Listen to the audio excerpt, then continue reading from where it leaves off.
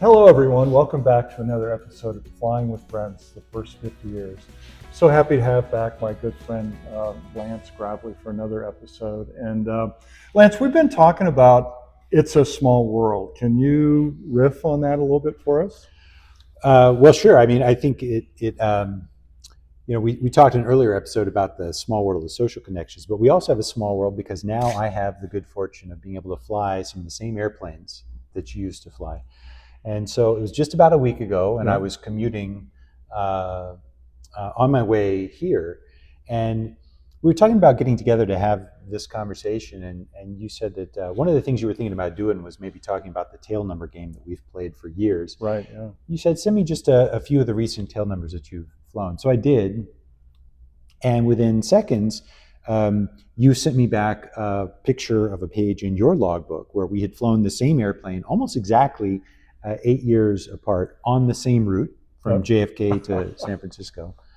And it was that happened to be a very memorable flight for me. It was a bad weather day, lots of challenges, turning the airport around, changing routes. Very busy day, lots going on. Was very relieved when we got to San Francisco and the day was done. And it turns out that you had a similar kind of experience in that airplane It on the was. same route. Yeah. Yeah. It was an amazing day for me. First of all, you check the date of the picture, it was December 17th, which is kind of a significant day for us as pilots. Absolutely. And then I look back and I wrote enough in there on that day to remember that captain so specifically Mm. and the influence that he had on me. So here I am, a very senior co-pilot, and I'm pretty sure that that's the day that I decided I'm going to be a captain because of the influence that David Wing had on me Mm. during that very stressful, long day. It's a good example, he said. Oh, he Yeah.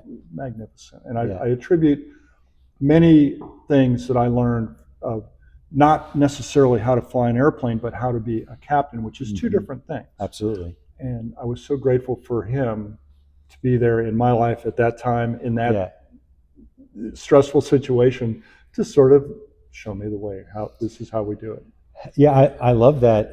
And one of the fun things about this game that we play, where we share tail numbers, is that it gives us an opportunity to talk about these moments, these memorable flights, these learning experiences, influential people that we've met, that we might not ever think to talk about, Right. Yeah. except that we sat in the exact same seat. Right. Yeah. Um, so that was cool. And then it turns out when we look at that page from your logbook, the Right. very next line happens to be a tail number that is also special to me. Right. Yeah. Um, you've flown that airplane. You said you had 8 occurrences. Yes. Yeah. This is 6709. Yes. Yeah. Yeah. It turns out I have 8 occurrences in that airplane as well. 6 of them as a pilot. 2 of them from my previous career as an anthropologist. It turns out that I was a passenger on that airplane in November of 2016, going to the American Anthropological Association meetings in Minneapolis. And then 2 years later, I wrote it back from Quito, Ecuador, with a group of colleagues from the university. We were there talking about starting a study abroad program, and I wrote it back from Quito to Atlanta in 2018. And then, would you believe that this cracks me about up. 5 years later, it happened to be the very first airplane I ever flew at Delta Airlines, the first one where I was pilot flying. And I didn't realize that until after the fact. And I'm glad I didn't, because if I had known that at that moment, it might have made me too nervous. But Oh wow. Yeah. that was a very special thing to realize that happened to be the same tail number. And it was fun too, because I am pretty sure that I was sitting in Quito boarding that airplane, and I probably then texted you, "Hey, I'm on ship 6709. Where did you fly this thing?" Because we used to do that all the I time know. too. I always loved that game, and it reminded me to keep that logbook close, because if the text came at any time, I didn't Yeah. always know your schedule. Yeah. I wanted to be able to respond fairly quickly. And you Yeah. did. Yeah. You did. Yeah.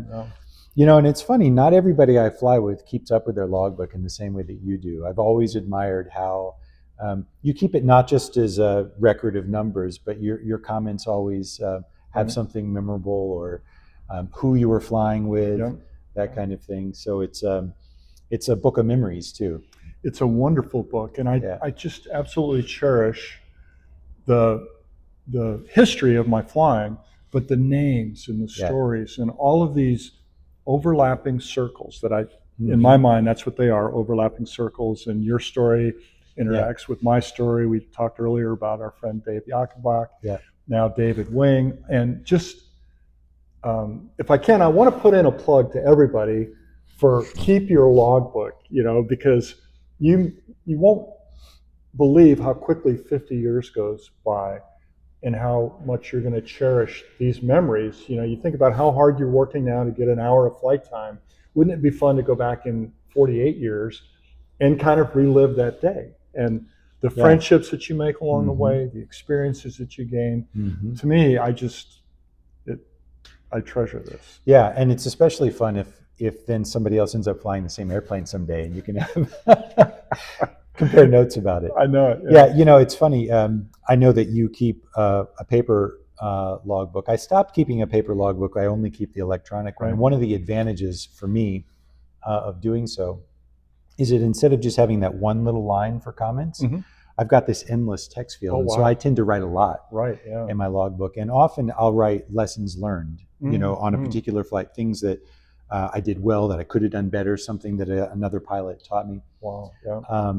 And when I went to interview at the airline, of course, the airline takes a good close look at your logbooks. And at the end of my interview, the 330 captain who was part of my interview at Delta said to me at the end, he said, "Those are some narratives you have there in your logbook."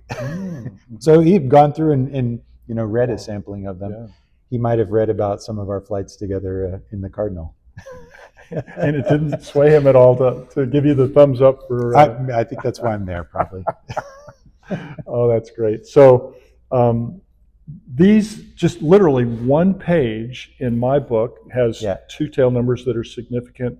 And then the page that you sent to me, I went through and I looked, and I'd flown every one of those airplanes. And I feel like we could almost go to just pick a tail number and go look in the logbook, what city pair, find out who was the captain I flew with, and then what notes, between weather, arrivals.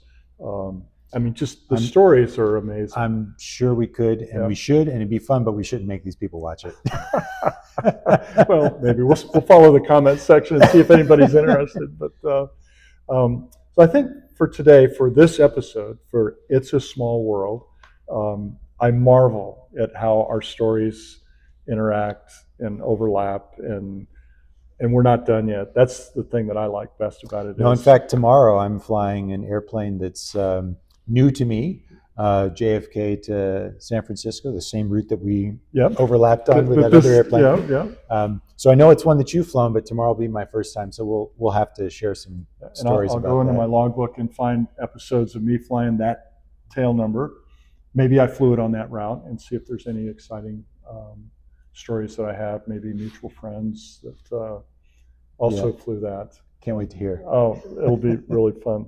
Well, Lance, for today, thank you so much. Thank you for another great episode of Flying with Friends, the first 50 Always a pleasure. years. Friends, thanks for being here. Thanks for following. And it really is, it's a small world. And when you join aviation, it shrinks down again.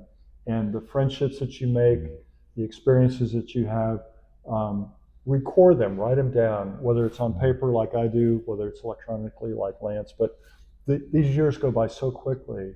And for me, this is a treasure to look back on these stories from days past with Lance or Dave Yakubak or any one of my other friends. And I cherish them, and I want to share them with you. So look forward to seeing you soon on another episode of Flying with Friends, the first 50 years. Thanks.